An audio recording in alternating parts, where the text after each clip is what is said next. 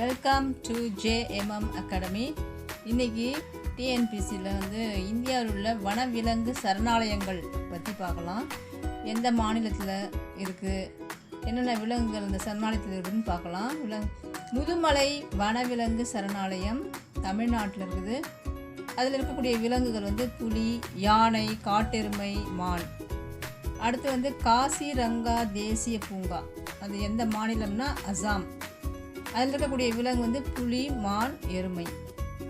அடுத்து ராந்தம்பர் தேசிய பூங்கா, இது அந்த மாநிலம் ராஜஸ்தானில் இருக்குது. அதில் இருக்கக்கூடிய விலங்கு புலி. அது கான்ஹா தேசிய பூங்கா, அது இருக்கக்கூடிய மாநிலம் மத்திய பிரதேசம். விலங்கு சதுப்பு நில மான்கள். அடுத்து சுந்தரவன தேசிய பூங்கா, மாநிலம் மேற்கு வங்காளம். விலங்கு வங்காள புலி மட்டும்தான் இருக்குது.